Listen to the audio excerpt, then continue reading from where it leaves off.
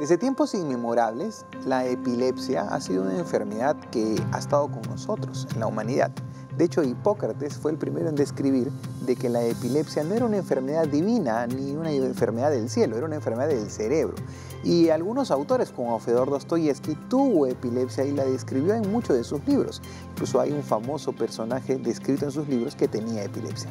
Sí, y de hecho hay mucha desinformación alrededor de esta enfermedad. Hay muchos mitos, se ven muchas cosas en las películas, en las series, y justamente por la cantidad de desinformación que se viene viendo, es que hubo una campaña global, Sacar a la epilepsia de las sombras, que se lanzó oficialmente el 19 de julio de 1997 en Ginebra, Suiza, y esto se derivó de un acuerdo entre la Organización Mundial de la Salud, la Liga Internacional contra la Epilepsia y el Buró Internacional para la Epilepsia, justamente con el objetivo de informar a las personas para que conozcan más sobre esta condición. Oye, pero yo quiero preguntarles, al final, ¿qué es la epilepsia? ¿Y qué pasa si uno tiene una convulsión? ¿Significa que tenemos epilepsia para siempre? ¿Qué deben hacer los papás, las mamás, cuando su hijo o su hija tiene epilepsia o una convulsión? Para eso tenemos un invitado especial. Hoy día tenemos a un neurólogo. Él es Enrique Marín. ¿Cómo estás, Enrique? Bienvenido. Muchísimas gracias por estar con nosotros. ¿Qué tal, chicos? ¿Cómo están? Igual, un placer para mí poder aclarar algunas dudas en lo posible y generar una conciencia nacional sobre lo que significa la epilepsia. Buenísimo. Enrique, mira, las preguntas que acabo de lanzar, me gustaría que nos ayudes a definir todo esto, ¿no? ¿Qué es exactamente una epilepsia? Si tengo una convulsión, ¿significa que voy a tener epilepsia el resto de mi vida? Un poco para, de repente, ahondar, ¿no?, en el tema. Epilepsia es un trastorno considerado por muchísimo tiempo como una anormalidad en la descarga neuronal que va a generar una condición que puede repetirse en el tiempo. Entonces, producto de esta definición, por años se han ido reuniendo los especialistas en epilepsia para dar una mejor definición y de esa manera dejar fuera de estos términos aquellas manifestaciones que al final no van a ser consideradas como epilepsia. Por ejemplo, si yo veo a una persona que tiene movimientos involuntarios en brazos, en piernas, se desmayan, aparecen con trastornos de conciencia en casa, y lo primero que voy a pensar, si no sé nada de epilepsia, es que algo ha pasado a nivel cerebral, ¿no? Entonces, luego de eso, vamos a ir en búsqueda de, digamos, de un diagnóstico certero. Entonces, si yo tengo un estado neuronal activo, ¿no?, el cual va a condicionar para que haya unas descargas anormales, va a suceder un primer evento que se llama crisis epiléptica, que es lo primero que tenemos que tener claro, ¿no?, que es una aparición transitoria de signos o síntomas que van a generar una actividad anómala cerebral, ¿no?, que esto se puede representar según la topografía cerebral. Entonces, si la descarga se da en el área que se encarga del movimiento de mis extremidades, seguramente empezará con movimientos. Si la descarga se da en el área donde se va a almacenar la corteza visual, se puede manifestar con manifestaciones visuales. En el área sensitiva, de igual manera. Claro. ¿Por qué necesito definir primero una crisis epiléptica? Para que recién, cuando tengo ya saber que es una crisis, recién puedo hablar de epilepsia. Pues la epilepsia viene a ser justamente esta condición de crisis epiléptica que tiene una repetición más de 24 horas en el tiempo que ya me da el diagnóstico tal cual. Perfecto, Enrique, y qué bueno que has hecho esa definición, porque en verdad a veces no tenemos claro el concepto de epilepsia y las personas que no conocen de la medicina, obviamente, pueden llevar a tener pensamientos o conceptos equivocados. Enrique, tú lo dijiste al final de tu intervención en la primera pregunta. No todas las convulsiones son iguales, no todos los movimientos convulsivos son iguales. ¿Podrías ahondar un poquito del tema? Porque de hecho existen, por ejemplo, las crisis de ausencia. A ver si nos aclaras un poquito cómo es esto para que nuestros televidentes lo puedan entender. El término convulsión se trata de enmarcar en el término de movimiento. Entonces, cuando tengo una crisis epiléptica motora, que ese es el término adecuado, va a denominarse convulsión. Lo común que ya estamos acostumbrados a ver, ya sea en televisión, incluso en nuestro día a día, cuando una persona se desmaya, tiene una postura tónica y luego movimientos repetitivos, claro, lo llamamos como crisis tónico-clónico generalizada, que son las famosas convulsiones que normalmente denominamos. Pero justamente estas convulsiones, en el término convulsiones nuevamente, se corresponden justamente a un carácter motor. Pero ¿qué pasa cuando de repente una persona se queda con la mirada fija, ¿no?, en un punto? Un niño está en la escuela, 20 segundos, 15 segundos y no hace caso a nadie. Eso también puede ser una crisis de ausencia, justamente como lo mencionabas, que es otro tipo de crisis. Justamente para evitar el tema de confusiones, se reunieron en el 2014 un consenso mundial para definir a las crisis como crisis focales y crisis generalizadas. ¿Qué Enrique, es una crisis focal? Disculpa que te interrumpa, porque estás mencionando en la escuela, ¿las convulsiones suelen aparecer a una temprana edad? ¿O podría ser que una persona a los 50 años nunca en su vida tuvo un episodio y de la nada, ¡pum!, pasó esto? No, necesariamente no significa que tenga que aparecer en edad solamente. Tiene picos bimodales, ¿no? En la infancia y en la adultez tardía, que son los momentos donde pueden aparecer estas crisis. Primero como crisis, ¿no? Y no distingue nada, ¿no? Simplemente puede aparecer. En relación al término que hablaban, ¿no?, de cómo aparece, por qué aparece, justamente el 60% de causas de epilepsia como enfermedad o como crisis no se conoce aún. Así es. Entonces, solo ese término criptogénico ya cambió, se ha denominado ahora genético, ¿no? Se habla de que ya tenemos una predisposición, no genético que se hereda, solo un 15% de epilepsias tienen esa correspondencia, pero en el resto de porcentaje que se denominaba criptogénico, se habla de que tiene un componente genético porque a cierta edad la persona que presenta una crisis tiene esa predisposición, ¿no?, que va a aparecer con esta, que a futuro se van a hacer estudios más adelante para ver si hay algún gen que está relacionado para la gente que presenta crisis. Enrique, muchísimas gracias por esa información. ¿Te parece si es que vamos a un corte y regresando de la pausa seguimos conversando porque la información está, de verdad, súper relevante? Si dejamos un corte ya venimos aquí en Cada Día Mejor. Excelente.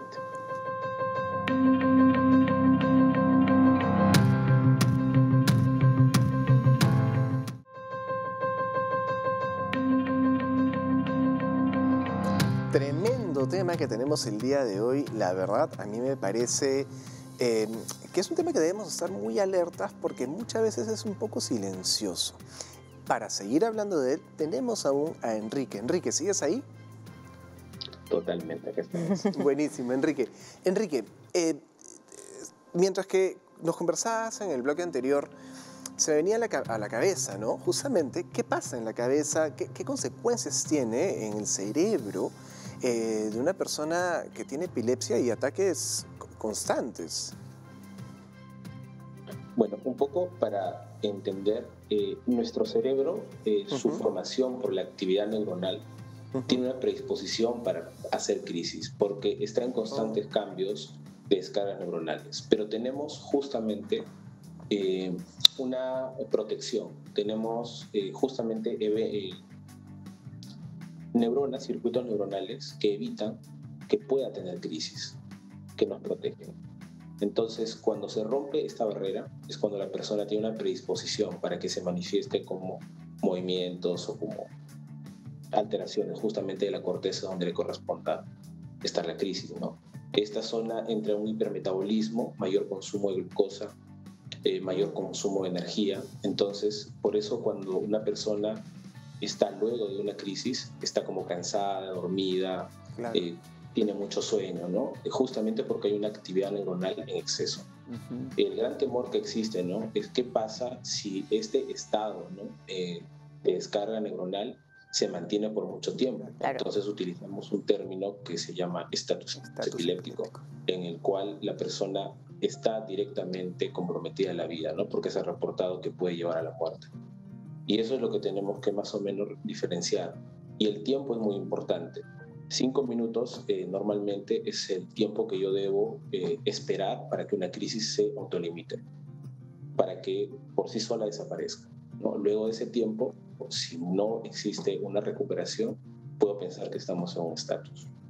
Y eso sí es una emergencia. Y justamente en eso, Enrique, ¿qué hacer ante eso, no? O sea, si estamos al costado de una persona que está pasando por una crisis, así un episodio, ¿qué debemos hacer nosotros? Porque se ve, por ejemplo, ¿no? En la televisión se escucha, por ejemplo, la almohada, ¿no? En la cabeza, o un lápiz, o ponerle en la boca como, no sé, una media. O sea, ¿qué cosa debemos hacer nosotros?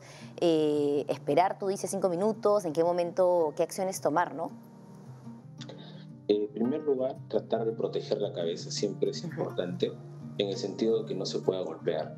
Sobre todo hablando de las crisis que son las que tienen mayor visibilidad, que son las tónico-clónicas, ¿no? Retirar todo lo que alrededor pueda golpear a la persona, esperar que la crisis ceda por sí misma, no agarrar a la persona, no intentar que no haga el movimiento para nada, y luego que termina la crisis colocar a la persona de costado, con el objetivo de que con las secreciones que ha emitido durante la crisis no se aspire y no genere una neumonía, que muchas veces puede pasar eso. Incluso puede vomitar la persona en la crisis. Entonces, para evitar eso se coloca a la persona de costado. Claro. Luego de eso voy estimulando para ver si hay reacción y tratando de ver si la persona está orientada. Muchos casos suceden que una persona luego de una crisis asumimos que se ha recuperado, sin embargo cuando intentamos hablar no está orientada, Claro. aún está con mucha somnolencia, ¿no? Y eso también sigue siendo una emergencia. Claro, como tú bien has dicho, Enrique, hay un estado de sopor posterior a una convulsión por todo este consumo de glucosa y esta descarga, o esta alta tasa metabólica que tiene el cerebro en ese momento. Enrique, y una vez que ya el paciente tiene el diagnóstico de epilepsia, obviamente existen tratamientos diferentes, pero ¿qué hacer primero con el tratamiento y con la estigmatización? Tú como neurólogo, cuéntanos cómo combatimos esta estigmatización y cómo le explicamos a la gente que esta es una condición en la cual hay tratamiento. No sé si me permites, antes de pasar al tema del tratamiento, un poco con el diagnóstico, para que no se nos vaya, ¿no? El tema del diagnóstico es muy importante, la imagen, el video. Claro. Si existe la posibilidad de grabar ahora con los medios, se hace la grabación para que el neurólogo pueda observar y de esa manera determinar si se corresponde o no a una crisis, porque existen un montón de trastornos de movimiento que no necesariamente son crisis. Es muy importante desde ese punto de vista. Y luego de eso hay algunas condiciones clínicas que pueden hacerme pensar, ¿no?, que está relacionado con crisis epilépticas que al final pueden ser epilepsia. Por ejemplo, lesiones, traumatismos, antecedentes de infartos cerebrales, lesiones cerebrales, antecedentes genéticos de papás que han tenido epilepsia, puede también formar parte. Una vez que tengo el diagnóstico, que el diagnóstico es netamente la suma de la clínica con el apoyo del laboratorio, la utilidad, por ejemplo, de algo que es común, el electroencefalograma, ¿no?, que ayuda bastante a definir dónde están situadas la descarga, y esto suma más con la clínica para dar el diagnóstico de epilepsia. Y una vez que tengo el diagnóstico, lo primero tenemos que sensibilizar a la familia y entender que es una enfermedad que tiene un tratamiento. Así es. Y en el 70% de casos tiene un tratamiento positivo, que hay una recuperación del paciente, hay un mantenimiento de su vida habitual como lo haría otra persona, con las medidas, por supuesto, protectivas, ¿no?, tratando de evitar algunos excesos que detallaré más adelante. Mira, y otra cosa... Perdón, sí, Enrique, pensé que ahí quedaba, pero por favor continúa. No, es amplio el tema de la epilepsia realmente. Ok. No, es bien... Hay libros enteros de epilepsia. Así. Hay un fellow incluso de epilepsia, ¿no? Hay dedicación solo a la epilepsia. Wow. Es importante reconocer, uno, que el entorno debe estar familiarizado y la persona debe comentar en el sentido de que sepan que tiene una crisis. ¿Por qué? Porque puede tener una crisis con su entorno y la familia y los amigos puedan reconocer y se acabó, no va a pasar nada. Hace muchos años en Estados Unidos había un tema de estigmatización de parte de los padres de familia, ¿no?, y donde se pensaba que la gente que tenía epilepsia era una mala influencia para los a sus hijos, ¿no? Entonces, eso hay que ir sacando, ¿no? Sí, de contexto y entender de que no funciona así. Y sobre eso que acabas de decir, que es bueno que lo comunique a la familia, a los amigos, que siempre... Me ha pasado en algún momento que algún alumno o alguna alumna en los primeros días de clase se acerca y me dice, profesor, por si acaso, a mí me puede dar una crisis de epilepsia o una convulsión en cualquier momento para estar atento, ¿no? Eso es algo preventivo, ¿no? ¿Y qué otras cosas, qué otros factores debemos tener en cuenta si tenemos esta condición? ¿Qué más debemos avisar, tener en cuenta, mantener en alerta? Lo primero, si ya tengo el diagnóstico de epilepsia, lo más importante es llevar un tratamiento adecuado. Ok. Sea inicialmente farmacológico. El mayor porcentaje de tasa de recidivas de crisis epilépticas está en relación a que los pacientes no toman de manera adecuada sus medicamentos. Muchas veces la indicación es una tableta de tal fármaco cada 12 horas, cada 8 horas, y el paciente entiende de que puede tomarlo una vez al día y no va a pasar nada. No es así. El mecanismo de acción de estos fármacos está diseñado para que trabajen en el cuerpo en ciertas horas. Y si uno deja de consumirlos en su momento adecuado, lo más probable es que tenga una crisis. Claro. Existe también lo segundo, es el tema del sueño, que es algo muy importante. Al tener, digamos, una calidad de sueño adecuada, me va a permitir recuperar todo lo que en el día he realizado y el potencial epileptógeno, de hecho, va a disminuir. Por eso se recomienda que la persona tenga 3 cosas. Siempre recomiendo a mis pacientes esto, ¿no? Cuando toco la cama, 5 o 10 minutos, descansar, estar dormido, no despertarme en la noche y levantarme con energía. Cuando tengo estas 3 cosas, puedo decir que tengo una buena calidad de sueño. Si no lo tengo que utilizar algunos métodos para llegar a ese estado. Y otra cosa importante es el consumo también de bebidas, normalmente llamadas estimulantes, pero que fisiológicamente son depresoras del sistema nervioso, como es el alcohol, drogas, cigarros, que en general pueden generar también un estado diferente de hiperestimulación, ¿no? Justamente, que es lo que no se quiere en un paciente que tiene crisis. Así es, perfecto, Enrique. Muchísimas gracias por los aportes que nos has dado respecto a la epilepsia. Nuestros televidentes seguramente se están llevando mucha información y creo que yo me quedaría con el mensaje sobre todo de tomar su tratamiento, avisar y no estigmatizar a los pacientes con epilepsia. Gracias, Enrique. Esperamos contar contigo en otro momento, en otro programa para hablar seguramente de otros temas neurológicos. Muchísimas gracias. Saludos. Nos estamos viendo. Hasta Listo. luego. Muchas gracias. Qué importante estar atento, ¿no? Avisar. Y el tema de la constancia con los fármacos, tratamiento, ¿no? Con lo que dicen que, y es verdad, muchas veces, y no solamente en la epilepsia, en general, muchas personas ven que, bueno, no, pero me va bien con una pastilla. Sí, pero estoy tranquilo, no como si hace 5 años. Pero una está bien, y no, por algo son 3, no una. Claro. Y esto de avisar, a mí me queda clarísimo con lo que le decía sobre un alumno o una alumna que ha llegado a mí previamente a decirme para que no en cualquier momento... Claro. No, pero que en cualquier momento me puede dar una crisis. Claro, ¿no? para que estés atento. Así es. Y qué importante también nosotros como sociedad saber qué hacer. Claro. ¿No? Ponerle la almohada, lo que nos contabas de no ponerle algo en la boca. Y no tratar de frenarlo, ¿no? Porque a veces como que la desesperación de repente la persona, pero tranquilo, ¿no? Y como que hay que dejar. Pero sí va a haber un freno ahorita porque necesitamos ir a una pausa. Así que vamos a una pausa y seguimos hablando sobre la epilepsia aquí en Cada Día Mejor.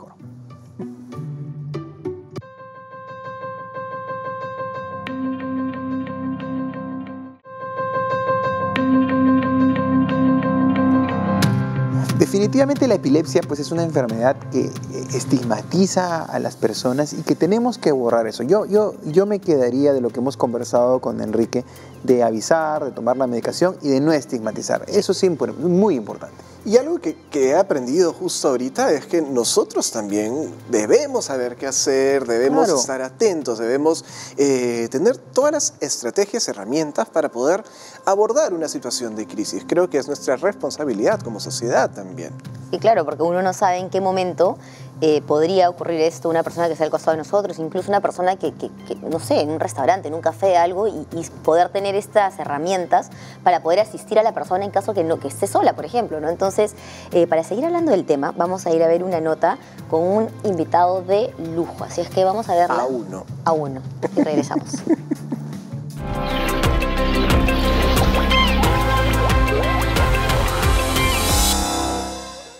Los niños con epilepsia muchas veces son niños que están metidos en una burbuja por el miedo a convulsionar, lo cual es natural para los padres. Sin embargo, si tiene la medicación adecuada, el niño con epilepsia tiene que tener el mismo tratamiento que cualquier otra persona, que cualquier otro niño tiene. La mayoría de epilepsias, porque las epilepsias son un grupo muy grande de enfermedades, es un síndrome, ¿verdad? No afectan el neurodesarrollo. Es verdad, hay síndromes epilépticos que pueden asociarse a trastornos del neurodesarrollo, esos son muy puntuales, pero el grueso de epilepsias no debería por qué afectar al neurodesarrollo del niño. Más bien sí podría afectar su desarrollo psicológico si es que estos niños son cuidados de una manera extrema, ¿no? Entonces al niño que le prohíben hacer todo porque puede convulsionar, al niño que no lo dejan reunirse con sus amigos porque puede convulsionar. Esa es una afectación un poco más fuerte y potente que realmente lo que la misma epilepsia produce en el cerebro del niño. Es obvio y evidente que si un niño convulsiona vamos a recurrir o a la emergencia o al médico de cabecera o al médico neurólogo. Sin embargo, cuando ya el niño tiene epilepsia, un signo de alarma es que el niño convulsione a pesar de estar con medicamentos, hay que acudir al especialista, o que además de convulsionar se presenten otros síntomas como retrasos en el neurodesarrollo, problemas en el lenguaje, problemas en la asociación de ideas, etc. Entonces eso tendrá que ser evaluado por el neuropediatra o el neurólogo si ya es un adolescente grande. Cuando los niños con epilepsia están en el colegio, los padres tienen la obligación de informar y los maestros de tratarlos de la misma manera. Un niño que tiene epilepsia no tiene que recibir una educación especial, no tiene que recibir una educación diferenciada. Si está controlado y su médico lo permite, como en la mayoría de los casos, puede practicar todos los deportes, hacer todas las actividades con sus amigos. Eso sí, las maestras y los maestros deben estar atentos a que el niño haya tomado su medicación, sobre todo si es que va a hacer alguna actividad, y comunicarse con los padres constantemente para ver si hay cambios en el medicamento y cambios en el comportamiento o en el desarrollo, en los aprendizajes, por ejemplo, informarle a los padres para que ellos a la par, en un tridente, colegio, padres y médicos, puedan llevar bien a estos niños, que en verdad son completamente normales. La mayoría de convulsiones ceden solas entre 1 y 2 minutos después. Lo que nos toca es darle soporte a ese niño, no meterle nada en la boca ni nada por el estilo, y más bien cubrir su cabeza para que no se golpee la cabeza y ponerlo recostado para que esté tranquilo. No airearlo, ventilarlo, nada. Una vez que pase la convulsión, acudir a la emergencia, o si ya tenemos un paciente que tiene el antecedente de tener epilepsia y que ha recaído en las convulsiones, acudir a su neurólogo pediatra para que puedan medicar, regular la medicación, subir la dosis, a veces es cuestión de esas cositas nada más.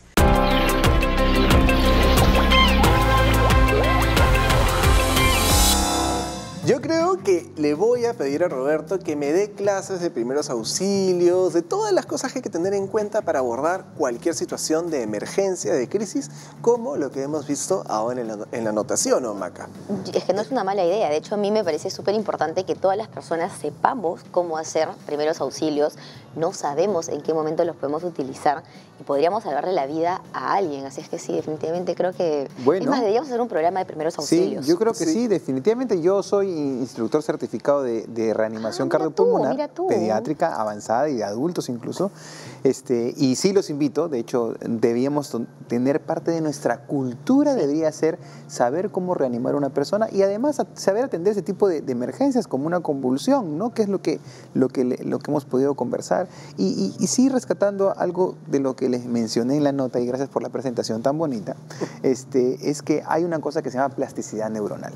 El cerebro, el neurodesarrollo, tiene esta herramienta, sobre todo en la niñez y en la infancia, que permite que las neuronas, se reorganicen y no tengan un daño cerebral serio. Y como bien dijo Enrique también en la entrevista, hay grupos neuronales que se encargan de protegernos. Así es, el Bueno, cuerpo es entonces, sabio. voy a declarar que vamos a tener un programa específicamente De primeros auxilios. de primeros auxilios con Roberto. Así es, y vayan dejando de sus primera preguntas mano. aquí en nuestras las redes, redes, porque ahí podemos que resolver las quisieran saber. preguntas de reanimación, de qué hacer, Exactamente. de qué Bueno, accidentes en casa, yo etcétera, llevé ¿no? uno cuando vivía fuera, porque para poder hacer el internado te piden, es un BLS requisito. se llama, Basic Life Support. Y sí, es súper interesante, incluso cómo cambian los niños y Por en las supuesto. edades, cómo hay que hacer diferentes cosas. Y Así sí, es. vamos a tener un programa sobre eso. Me parece bien. Excelente. No se olviden de las redes y de YouTube, que también pueden compartir todos los episodios que van saliendo